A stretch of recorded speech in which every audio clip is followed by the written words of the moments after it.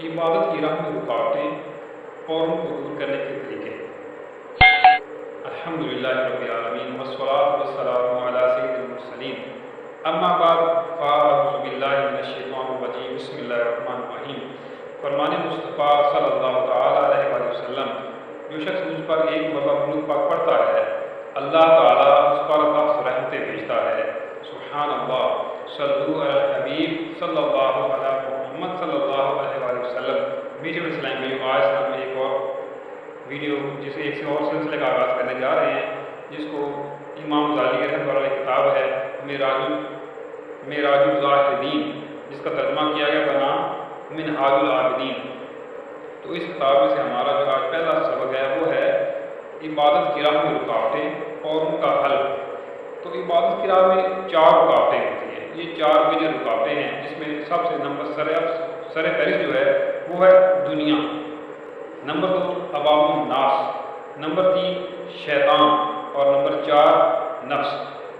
یہ 4 رکاوٹیں جو ہے نا، یہ میجر رکاوٹیں ہیں عبادت کی راہ میں۔ تو جو عبادت کرنا چاہتا ہے ان رکاوٹوں کو دور کرنا پڑے گا، اس کے لیے بڑا ضروری ہے۔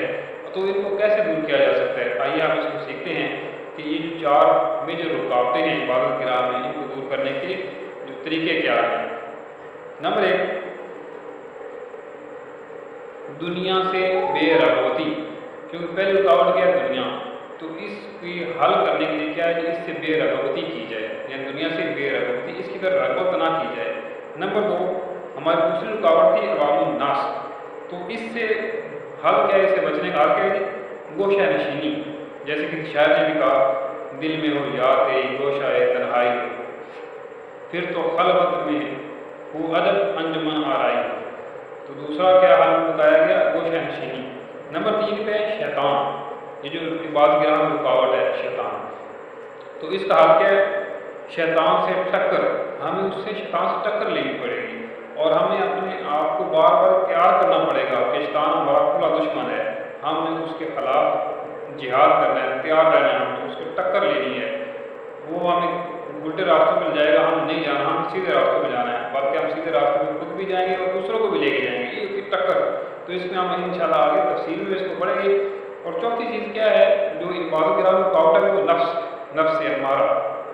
تو انشاءاللہ آگے نفس کی بھی اقسام بیان کی جائیں گی کہ نفس ہمارا ہوتا ہے، نفس لمامہ، نفس ملہمہ، نفس مطمئنہ، نفس راضیہ، نفس مرضیہ۔ یہ جو میجر 3 اقسام ہوتی ہیں نفس کی، اور تفصیل میں جب 6 بن جاتی ہیں، تو ان کے متعلق بھی ہم آگے چل کے بات کریں گے۔ تو ہمارا چوتھی جو عبادت کی راہ میں رکاوٹ ہے وہ کیا ہے، وہ ہے نفس۔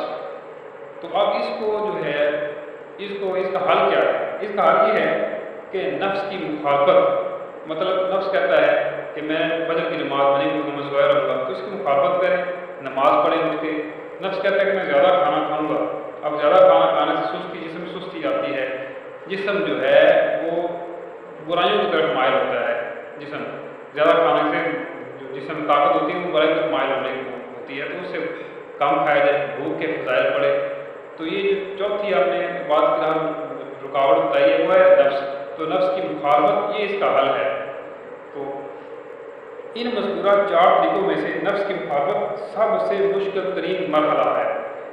نہ تو نفس سے چھٹکارا ممکن ہے اور نہ ہی شیطان کی حد سے زیادہ قہر و ذلت۔ وہ کیوں کہ مقصد عبادت کے حصول کے لیے نفس سواری اور اعلیٰ ہے، اس لیے نہ تو حد سے زیادہ سختی ممکن ہے اور نہ ہی موافقت کا طمع۔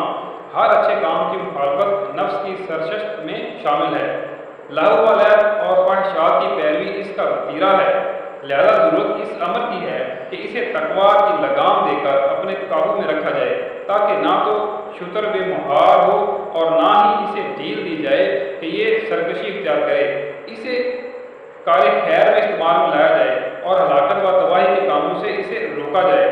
جب بندہ اللہ تعالیٰ کی اعانت و نصرت سے اس گھاٹی کو بھی عبور کر لیتا ہے تو عبادت کا قصد کرتا ہے۔ اب اسے کچھ اور عوارض لاحق ہوتے ہیں جو اسے مقصد عبادت میں مشغول ہونے سے باز رکھتے ہیں اور یکسوئی سے روکتے ہیں۔ اب وہ کون سے عوارض ہیں جو اس کے ساتھ لاحق ہوتے ہیں، جو مقصد عبادت، جو ہمارا عبادت کا مقصد ہے، اس سے روکتے ہیں، اور وہ کتنے ہیں، یہ انشاءاللہ میں اپنی اگلی ویڈیو میں بیان کروں گا۔ تو میری اگلی ویڈیو آپ کے پاس سب سے پہلے پہنچے، اس کا طریقہ کیا ہے؟ اس کا طریقہ بڑا آسان سا طریقہ ہے کہ آپ میرے یوٹیوب چینل جو ہے حسن اسلام فیشن، اس کو سبسکرائب کر لیں، بیل آئکن کو پریس کر دیں، جیسے ہی میں ویڈیو اپلوڈ کروں گا انشاءاللہ وہ آپ تک پہنچ جائے گی، اور آپ جو ہے یہ جاننے میں کامیاب ہو جائیں گے کہ 4 عوارض جو ہیں جو ہم سے عبادت میں مشغول ہونے سے ہمیں روکتے ہیں، باز رکھتے ہیں، سوئی نہیں ملنے دیتے، وہ کون سے ہیں؟ تو اس ویڈیو کو حصول ثواب کے لیے ہو سکے تو زیادہ زیادہ شیئر کیجیے، اس کو خود بھی اس پہ عمل کریں اور دوسروں کو بھی اس کی اویئرنیس کے لیے اس ویڈیو کو شیئر کریں۔ دعا ہے کہ اللہ تعالیٰ ہمیں نیک اعمال کرنے اور نیکی کی دعوت دینے اور خود بھی نیک بننے کی توفیق عطا فرمائے، آمین یا خاتم النبی، صلو علی الحبیب صلی اللہ تعالی علی محمد صلی اللہ علیہ وآلہ وسلم۔